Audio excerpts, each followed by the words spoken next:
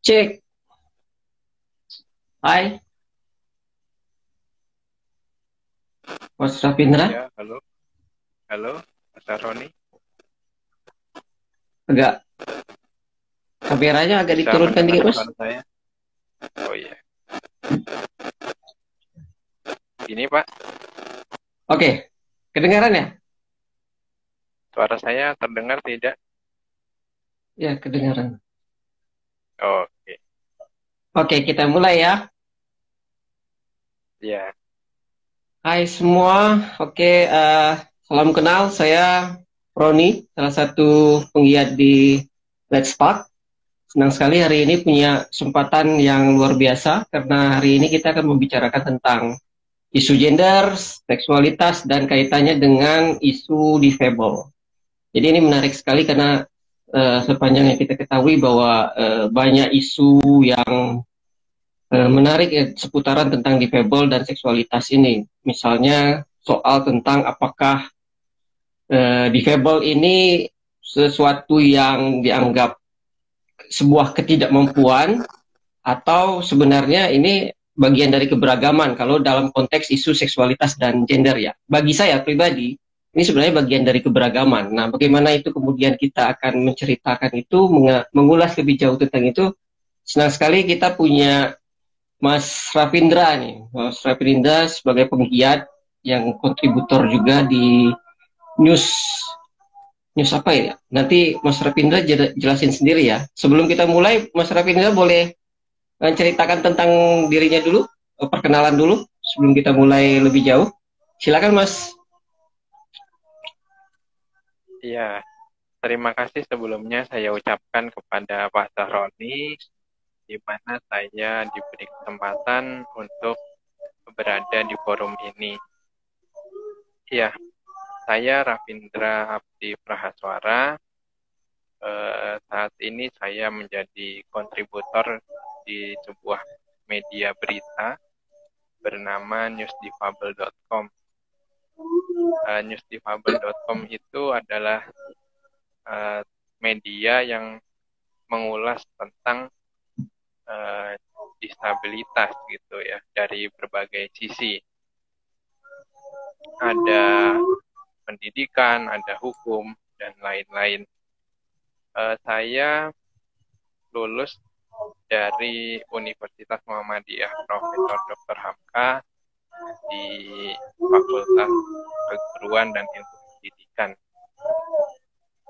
Mungkin itu sedikit perkenalan dari saya, Mas Sahroni. Oke, oke. Terima kasih Mas Rafindra. Jadi menarik ini Mas Rafindra ternyata profesi kontributor di News Difabel ya. Berarti udah lama banyak memberikan sumbangan narasi-narasi terkaitan dengan isu-isu yang terkait dengan difabel ya, selama ini ya. Iya. Oke, kita kembali ke topik kita ya Mas ya. Ini tentang isu gender dan seksualitas dalam pendidikan anak difabel. Jadi saya pengen memulai diskusi kita ini dengan pertanyaan mendasar dulu nih, supaya kita sama dulu ya. Apakah Mas Rafindra setuju bahwa isu gender dan seksualitas itu perlu dipelajari sejak dini? Menurut Mas Rafindra gimana? Iya, menurut saya setuju, Mas. Jadi isu gender dan seksualitas ini perlu diajarkan sejak dini. Anggapan yang muncul sekarang itu kan masih disalahartikan gitu ya, antara pengertian gender itu apa, seksualitas itu apa. Banyak yang belum mengetahui pengertian secara benarnya gitu. Maka dari itu perlu untuk dipelajari sejak dini agar tidak salah dalam mengartikan dua hal tersebut.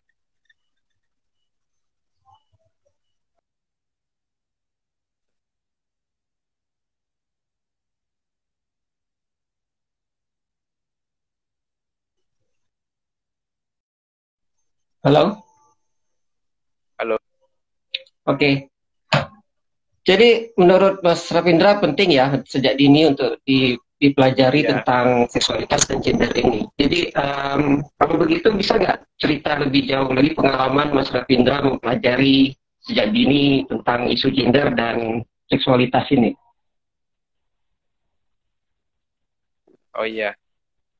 Eh, jadi kalau pengalaman saya mempelajari gender dan seksualitas ini, sebenarnya saya pertama itu dapat materi itu dari pendidikan di sekolah ya.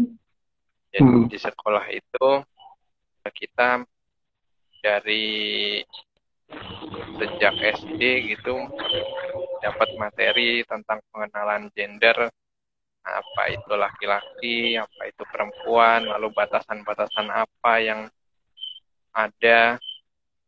Kemudian juga bagaimana hubungan antar laki-laki dan perempuan itu di tengah masyarakat itu juga dipelajari di bangku sekolah. Nah, selain di sekolah, saya juga mempelajari hal itu dari baca-baca buku gitu ya, baca artikel di media, dan juga pernah ikut dalam seminar yang membahas tentang dan seksualitas itu sendiri. Itu Pak Roni.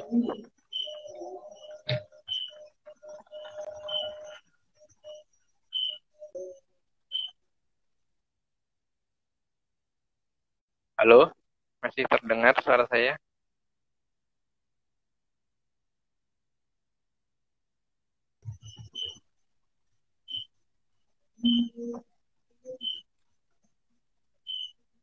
Halo.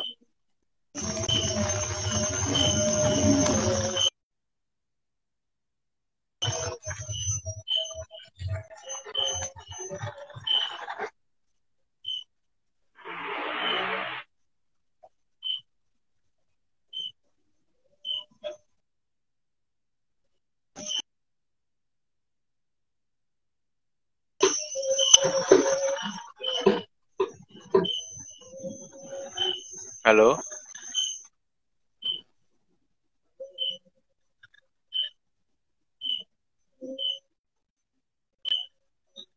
Nampaknya ini ada gangguan jaringan ya.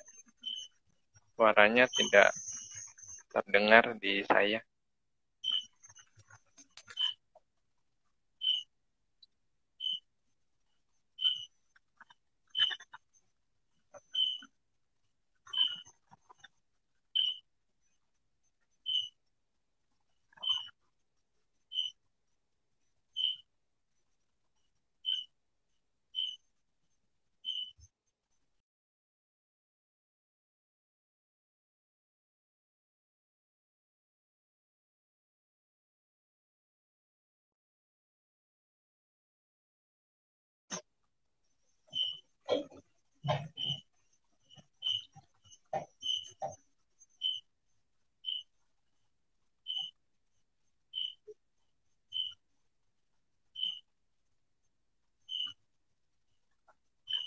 Halo? Halo. Halo? Halo.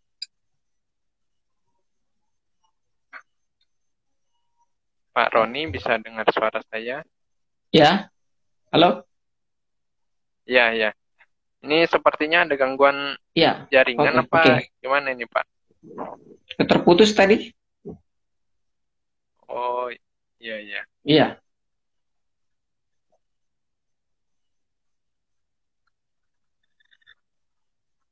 Ya, ini kayaknya terputus jaringannya, gangguan ini. Gimana tadi? Kita lanjutin aja. Yang tadi perlu diulang apa gimana? Apa suara saya terdengar, Mas? Sekarang terdengar. Sekarang. Halo? Halo. Halo.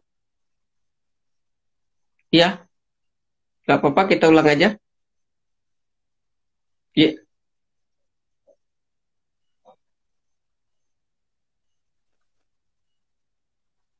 Ini putus lagi sepertinya. Halo? Halo.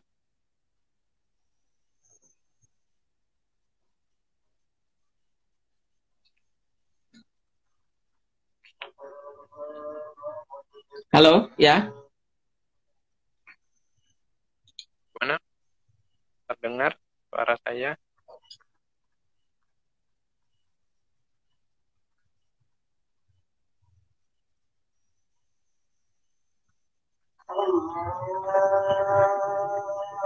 Halo. Halo. Halo, Mas Rapindra. Halo. Apa suara saya didengar? Ya, halo. Nah, sekarang baru muncul lagi, Pak, suaranya. Halo, Mas. Ya, sekarang suaranya baru muncul lagi nih, di tempat saya. Halo. Oke. Oke. Ya, halo. Silakan, Mas. Suara Pak Dilanjutin Roni aja tadi. Suara saya terdengar tidak ini? Terdengar, ya. Halo. Oh iya. Nah, tadi soalnya suaranya putus-putus gitu. Saya ngomong, Bapak tidak dengar gitu.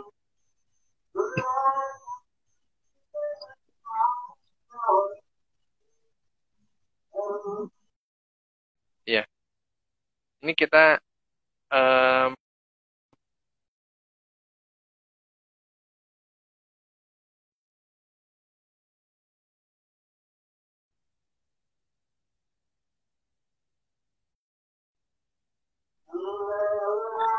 Ya. halo. Apa suara saya Halo. tersambung? Halo? Halo. Halo. Halo? Suara saya terdengar tidak? Ya, saya terdengar. Silakan, Mas. Nah, kita mengulang dari yang mana ini? Dari yang terakhir ya, benar? Iya, tadi. Yang terputus tadi kita cerita pengalaman bagaimana Mas mempelajari sejak dini tentang isu gender.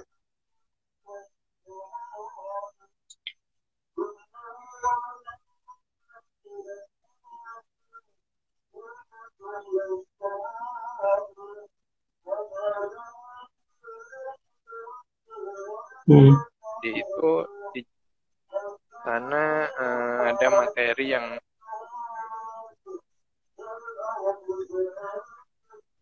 putus lagi nih. Halo. Ya, Mas, lanjut aja. Oh iya.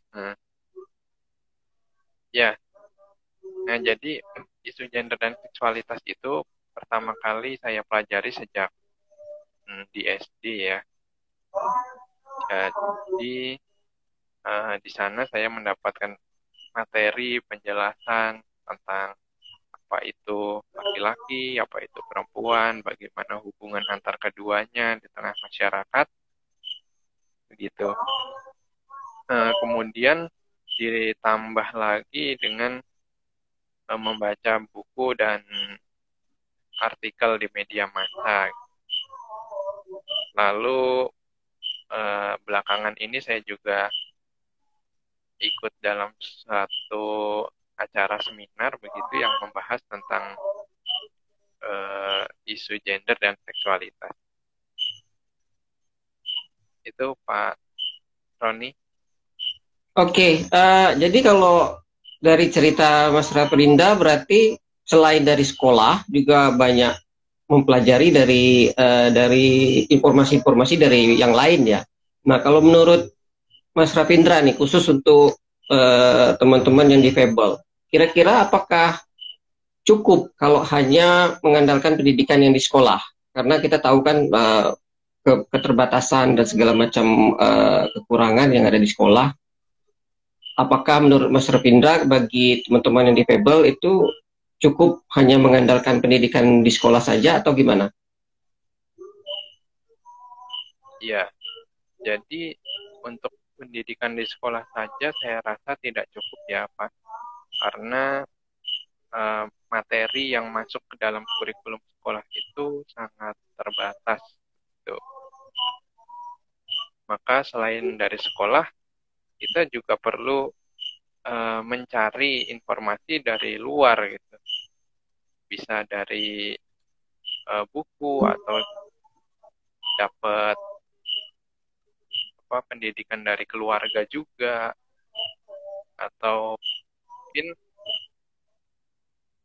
dari ini juga artikel membaca gitu.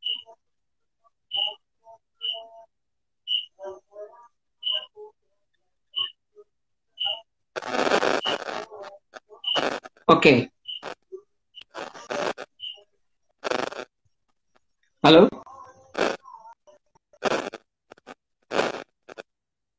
Halo, suara saya terdengar? Halo, Mas?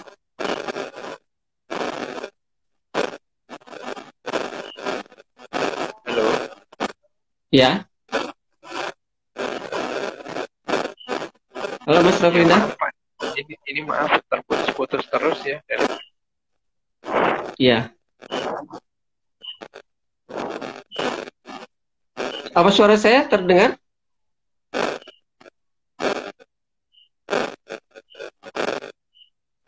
Halo? Ya, halo. Apa suara saya terdengar, Mas? Menghilang-hilang Mas suaranya. Ini baru Begitu. muncul. Ya, Gimana sekarang udah terdengar? sudah. Oke. Saya lanjut dengan pertanyaan berikutnya ya. Iya. Tadi Mas dari cerita Mas itu kira-kira nih saya juga membayangkan bagaimana apa saja yang sebenarnya menjadi tantangan bagi pendidikan seks dan seksualitas dan gender bagi anak difabel. Itu kira-kira pengalaman yang Mas alami, apa aja kira-kira menjadi tantangannya untuk pendidikan seks dan seksualitas dan gender di kelompok difabel?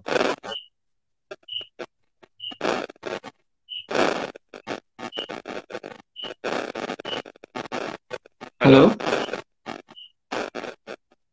Ya, gimana Mas? Diulangi lagi tadi kurang Ya, jelas.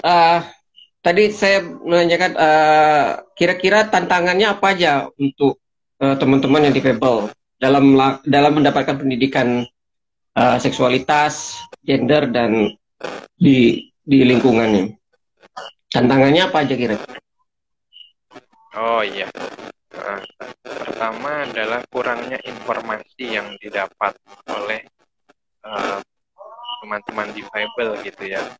Mengingat kondisi dari difabel itu kan beraneka ragam.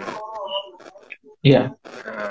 Seperti teman-teman kita yang tuli, mereka membutuhkan juru bahasa isyarat dalam komunikasinya sehari-hari.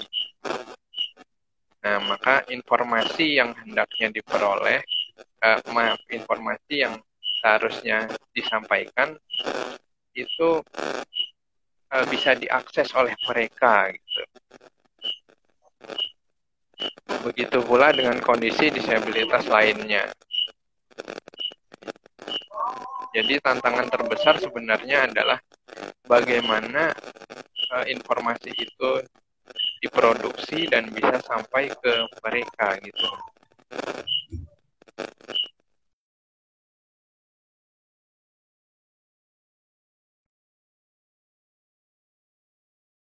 Abilitas yang diberikan.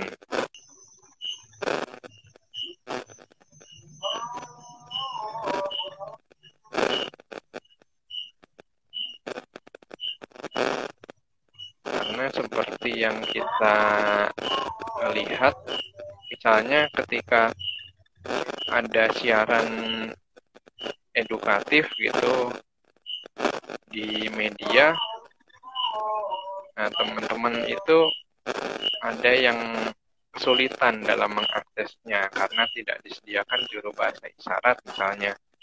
Kemudian apabila informasi itu berupa video, nah teman-teman tunanetra kadangkala kalau videonya itu berbentuk visual itu juga tidak bisa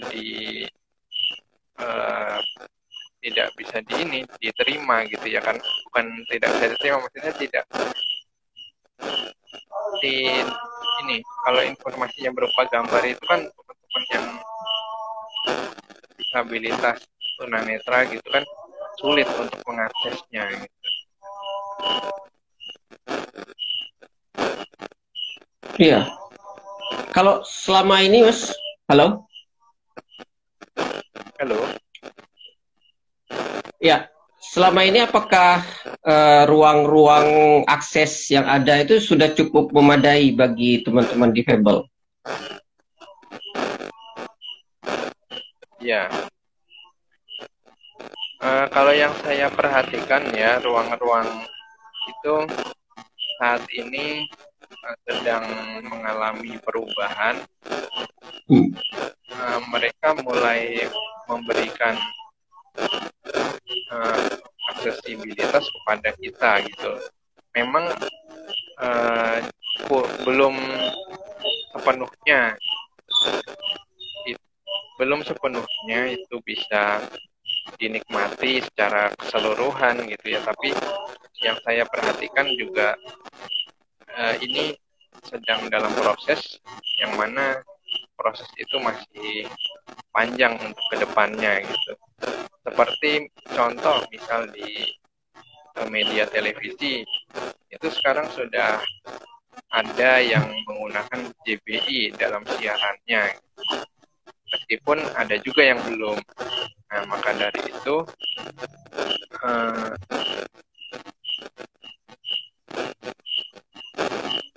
halo? Iya. Iya, suara saya terdengar kan ya? Ya, maka Iya, dari lanjut. Nah, jadi memang ada yang sudah ada yang belum. Nah, itu menurut saya adalah suatu perubahan yang harus semua pihak mendorongnya gitu agar supaya yang belum akses ini menjadi akses gitu untuk kedepannya.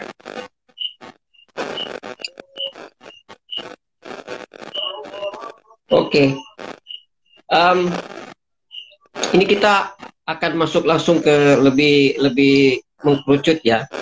Kemarin itu pengalaman waktu kita membuat lomba menulis. Salah satu jurinya adalah Mas Isak, penggiat difabel.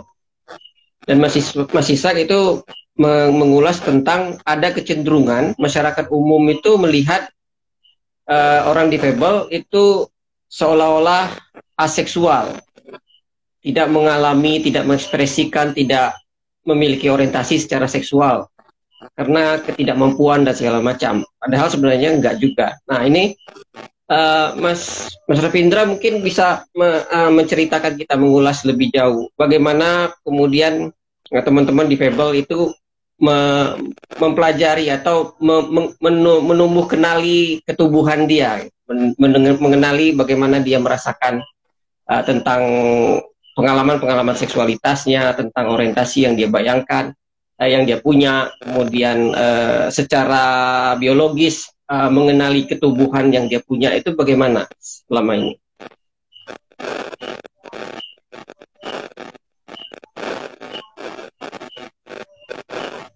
Halo? Ya. Ya, Pak. Halo? Ya. Halo? Apa pertanyaan saya tadi? Apa udah kedengaran? Halo? Iya. Jadi tadi saya terdengar itu sedikit, Pak. Jadi Mas Sahroni tadi menanyakan ada pandangan bahwa di masyarakat kita bahwa difabel ini aseksual gitu ya, tidak bisa merasakan. Iya. Gitu ya, Pak? Iya, gimana pendapat Mas dengan kondisi itu? Ya, menurut saya sendiri pandangan itu merupakan pandangan yang keliru ya, bahwa disabilitas itu dianggapnya makhluk yang aseksual gitu. Nah, ini kembali lagi pada bagaimana masyarakat itu bisa melihat disabilitas itu bukan lagi sebagai objek, melainkan sebagai subjek. Nah, kalau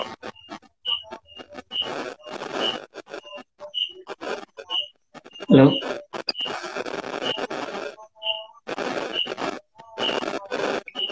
ya, Iya. Lanjut, Mas.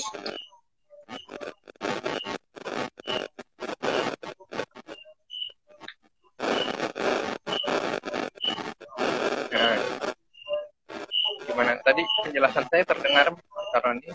Iya. Iya, lanjut aja. Saya dengar. Nah, sampai mana tadi yang terputus? Lanjut aja tadi yang tentang aseksual itu pendapat yang keliru menurut Mas kan. Kenapa kira-kira? Gimana? Ya, jadi di tengah masyarakat itu ada cara pandang seperti itu keliru menurut saya. Artinya bahwa kalau muncul pandangan seperti itu, berarti masyarakat itu masih menganggap bahwa disabilitas ini sebagai objek, bukan subjek. Gitu. Nah, kalau kita melihat disabilitas ini sebagai subjek, maka kita harus tahu bahwa disabilitas itu juga sama seperti orang pada umumnya. Mereka juga bisa merasakan, bisa muncul rasa hasrat seksnya gitu.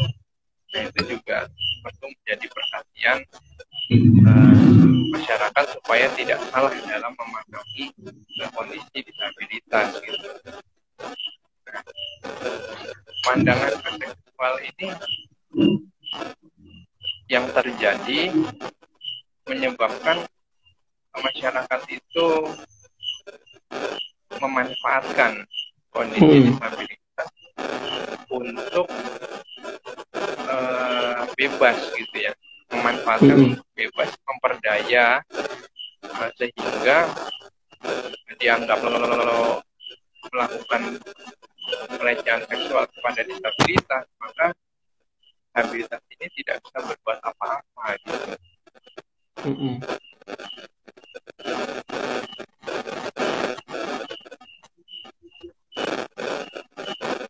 Halo? Ya, halo. Ya, gitu, Pak. Iya. Iya, artinya kan sama ya. Secara seksual, secara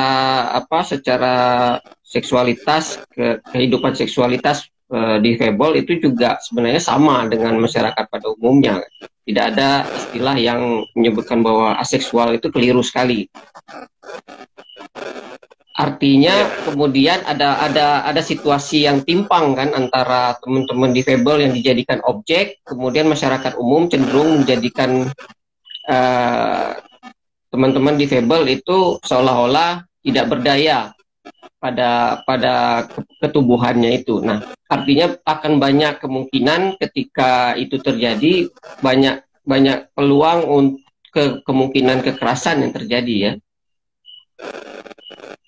Iya, betul sekali Pak Roni.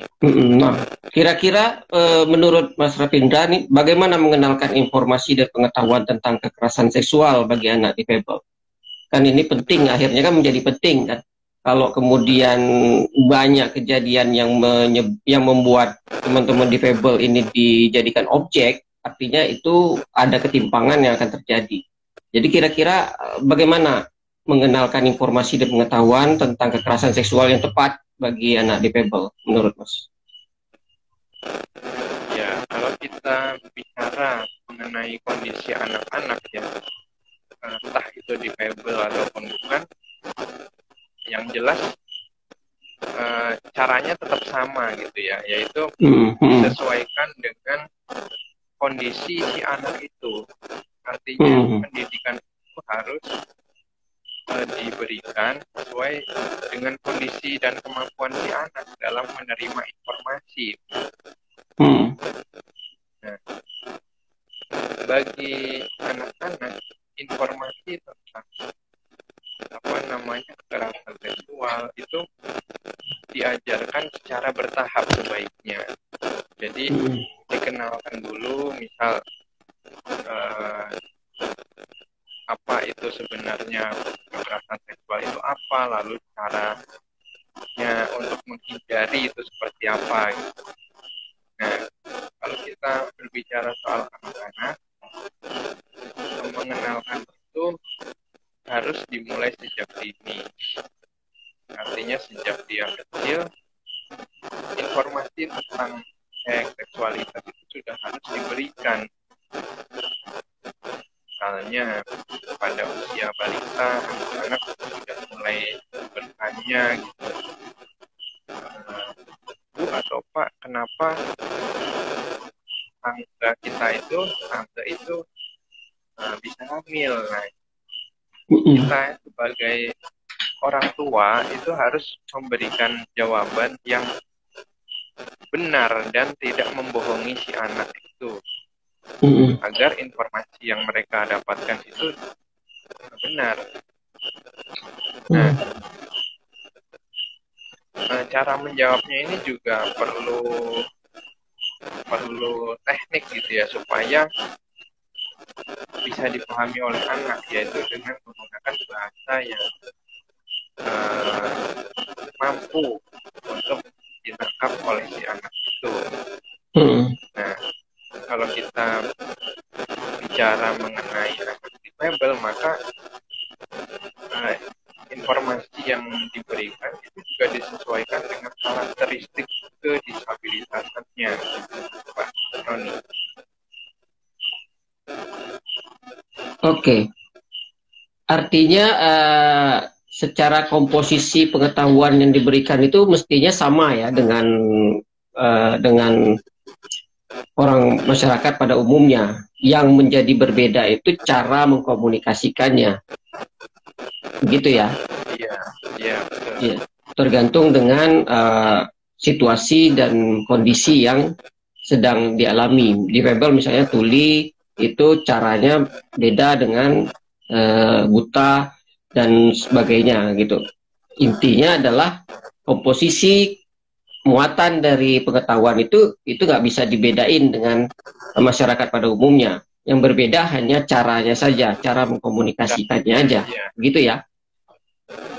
Iya. Menarik ini. Banyak kan orang memahami bahwa seolah-olah pengetahuan yang diberikan kepada teman-teman difabel itu dibatasi karena dianggap percuma juga untuk disampaikan karena mereka nggak mengalami ini, mengalami itu. Ternyata itu sebenarnya hal yang salah ya.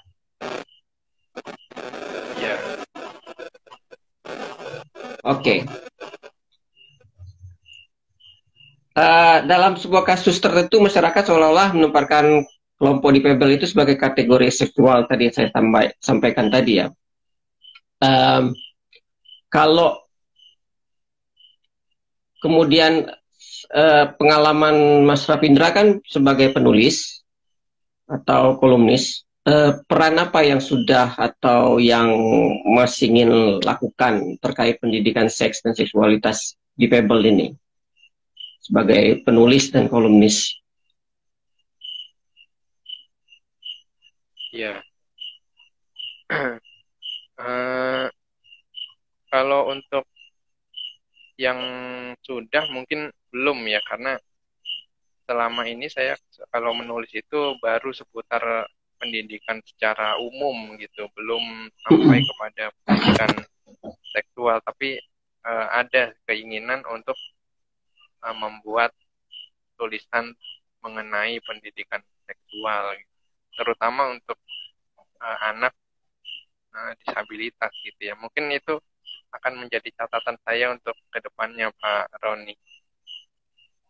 Nah, kira-kira isu apa aja yang menjadi penting untuk menjadi catatan ketika memberikan informasi pendidikan kesehatan reproduksi, seksualitas, dan gender bagi anak difabel?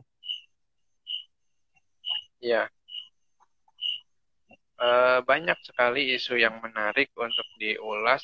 Misalnya Apa aja itu? gini, bagaimana mengenalkan pendidikan seks, gender kepada disabilitas. Nah, itu kan menjadi salah satu topik yang jarang sekali dibahas gitu ya. Nah, itu mungkin nanti akan dibuat turunannya dari topik itu, apa saja yang perlu disampaikan lebih dulu secara bertahap, kemudian informasinya itu dapat diterima secara keseluruhan gitu.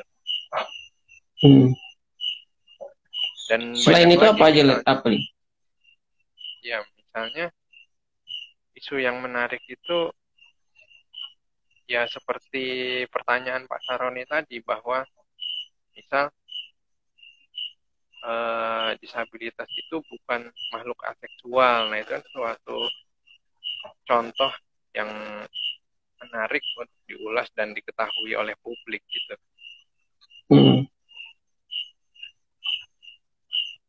Banyak Pak Saroni, menarik gitu ya.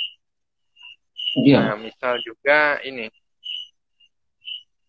sebenarnya bukan hanya disabilitas, tapi anak-anak pada umumnya itu kan masih belum memahami bagaimana pendidikan seks dan seksualitas itu.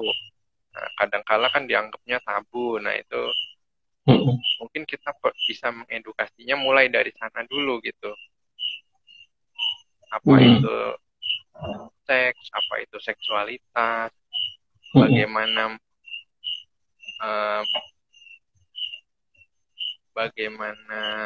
itu apa namanya,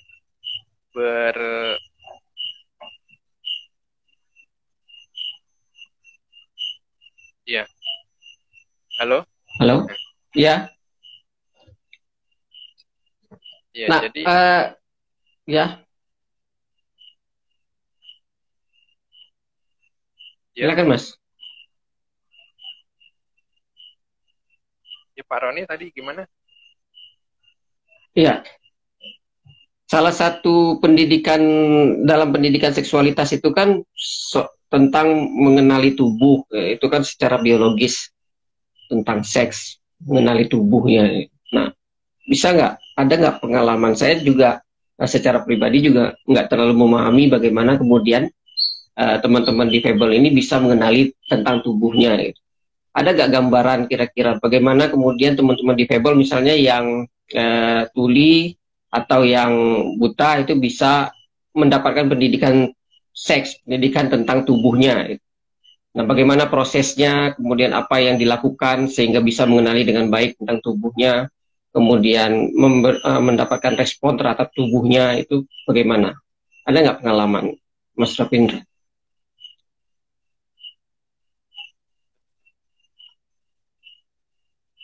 Iya. Maksud pertanyaannya itu gimana, Mas? Mengenali tubuh? Ya, mengenali tentang tubuhnya gitu. Kalau secara umum kan misalnya pendidikan biologis tentang seks, tentang jenis kelamin. Nah, itu kan kalau secara umum kan tinggal ditampilin gambar, kemudian dikenalin gambar itu, kemudian diasosiasikan dengan dirinya gitu. Dikenalin dengan atas tubuhnya gitu. Nah, kalau teman-teman di Pebble kan agak beragam dari hal yang pada umumnya. Nah, itu bagaimana kira-kira pengalaman mengenali ketubuhannya? Iya, mengenali tubuh ya. Iya. Ya, itu tadi Mas, jadi disesuaikan dengan kondisi kedisabilitasannya. Misalnya teman-teman tuli itu kan bisa melihat gambar, nah mungkin bisa ditampilkan secara visual gambarnya, kemudian diberi penjelasan berupa teks ataupun menggunakan bahasa isyarat gitu misalnya seperti itu. Nah, untuk teman-teman tunanetra mungkin bisa menggunakan alat peraga gitu yang bisa diraba, nah, sehingga ya mereka juga dapat informasi yang sama gitu. Bagaimana bentuk tubuh, apa itu tangan, kaki gitu, termasuk organ tubuh seperti bentuk kelamin gitu. Menurut saya itu juga perlu dipelajari dan harus ada medianya gitu. Iya, artinya itu kan sebenarnya bisa aja dipelajari, tetap bisa dipelajari meski dalam bentuk keragaman apapun di teman-teman di difabel ya. Ya. Dan apakah itu sebenarnya selama ini menurut Mas Rapinda cukup memadai untuk akses itu? Belum, masih sangat kurang, Mas. Belum ya? Iya, ditambah lagi materi tentang hal-hal itu kan sekarang cenderung dikurangi porsinya gitu, apalagi kalau di sekolah gitu ya. Nah, melihat di Indonesia misalnya materi tentang kesehatan reproduksi itu kurang dibahas secara lengkap gitu, hanya garis besarnya saja dan itu belum mewakili isinya gitu. Kadangkala cuma dijelasin kayak misal perubahan dari fase anak-anak ke remaja gitu, pubertas. Nah, paling hanya sebatas itu saja gitu. Sedangkan informasi yang di luar itu banyak dan sulit untuk disaring gitu. Karena informasi yang bertebaran di internet itu kadangkala tidak semuanya bisa tidak selamanya bisa edukatif gitu. Anak-anak itu kan sekarang ini hidupnya banyak menggunakan teknologi. Nah, kalau misal informasi itu tidak diajarkan dari sekolah, kemudian mereka mempelajarinya dari tempat-tempat yang lain, nah ini kan akan sangat mengkhawatirkan ya. Takutnya informasi yang mereka dapat adalah informasi yang tidak benar ataupun salah. Jadi itu tadi kondisi di sekolah itu untuk pendidikan kesehatan reproduksi seperti itu materinya kurang, yang saya amati seperti itu. Misal contoh di sekolah khusus yang diperuntukkan untuk disabilitas gitu ya, CLB misalnya, itu dulu ada Mas materi tentang kesehatan reproduksi itu ada dibuat jam pelajaran tersendiri di luar dari pelajaran yang sehari-hari gitu. Jadi sepulang sekolah ada ekskul gitu, misalnya seperti itu. Itu zaman dulu. Nah sekarang pelajaran itu justru malah dihapus. Entah itu penyebabnya apa belum jelas, tapi yang sekarang saya lihat itu udah nggak ada lagi gitu. Padahal itu kan sangat dibutuhkan ya. Apalagi kondisi disabilitas ini kan memerlukan teknik yang berbeda dari anak pada umumnya gitu. Kalau anak pada umumnya kan bisa memperoleh informasi, misal penjelasan berupa gambar, sedangkan anak disabilitas tidak semuanya bisa melihat gambar gitu. Iya.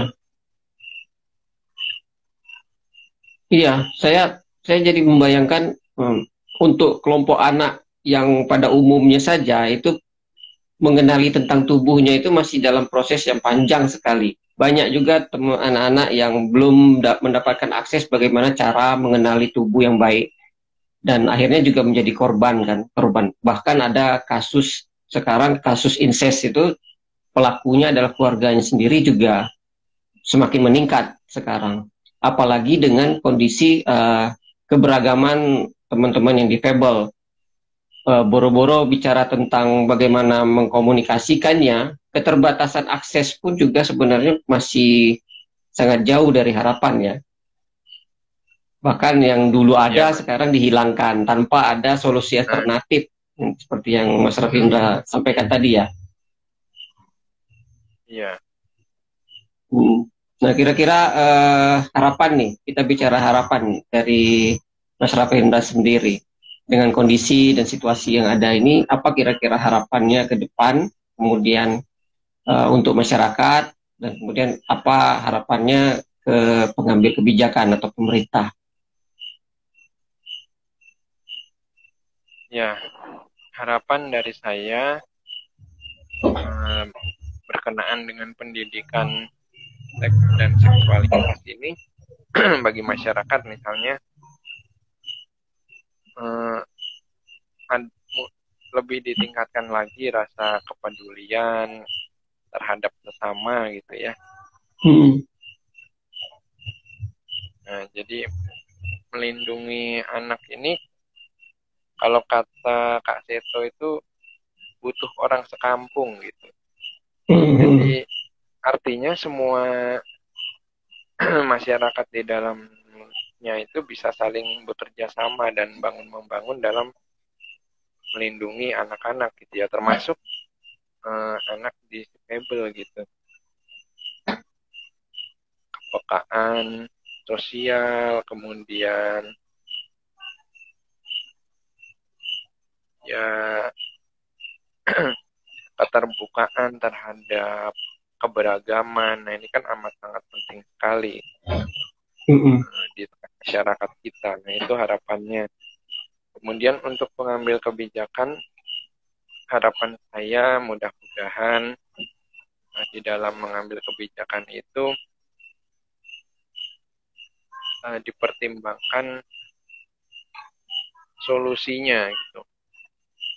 Jangan seenaknya merubah-rubah kebijakan tapi tidak ada solusi yang ditawarkan gitu.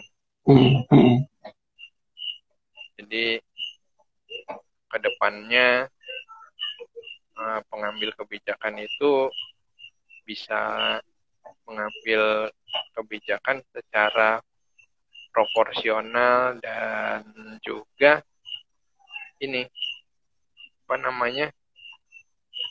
sesuai dengan apa yang dibutuhkan gitu.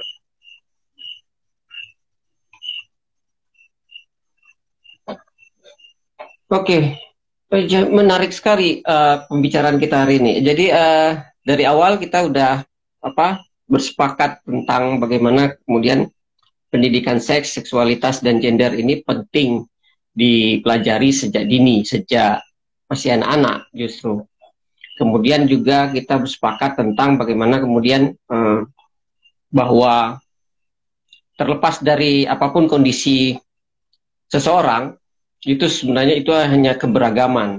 Solusinya adalah semua materi, semua muatan pengetahuan tentang seksualitas, seks, dan gender itu harus sama bagi setiap orang. Yang berbeda adalah hanya caranya saja, tergantung dengan kondisi dan situasi yang dialami. Dan itu bukan menjadi dasar menyatakan bahwa ketidakmampuan seseorang, karena tidak ada juga kaitannya antara cara yang diterapkan dengan kapasitas orang yang diharapkan gitu. Terima kasih sekali Mas Rafindra sudah memberikan ulasan kemudian pemahaman dengan kita tentang bagaimana berhadapan dengan teman-teman yang difabel dan bagaimana bahwa anak-anak difabel itu bukanlah kelompok yang disebut masyarakat umum sebagai kelompok yang aseksual, karena justru sebenarnya pada posisi kemanusiaannya sama gitu, dengan masyarakat pada umumnya ya.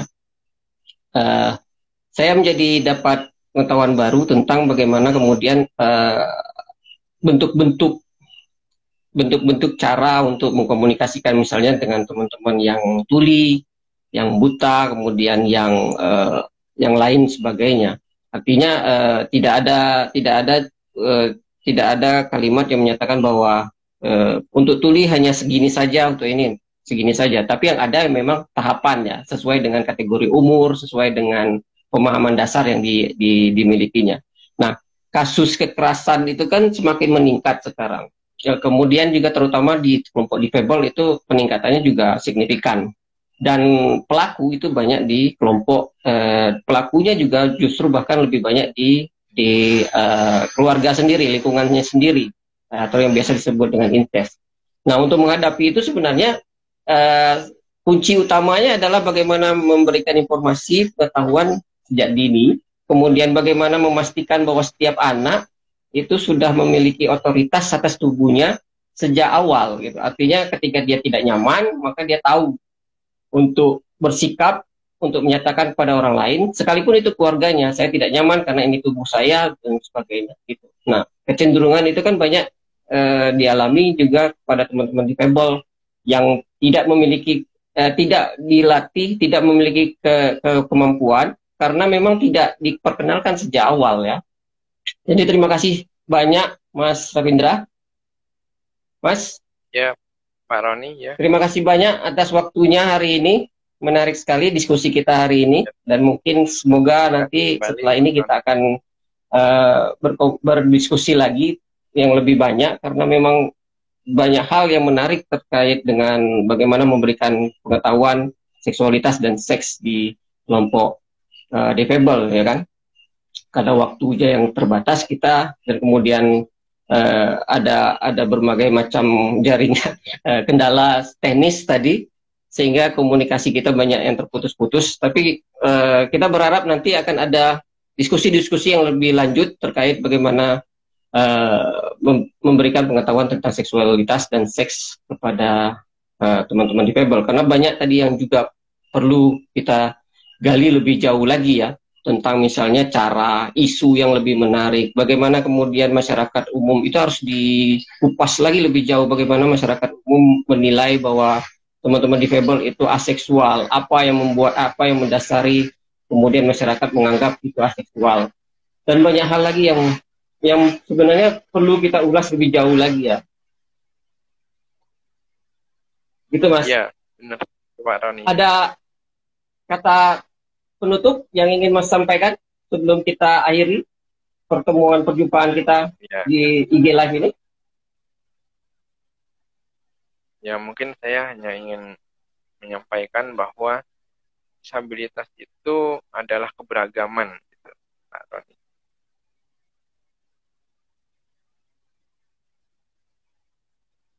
Halo?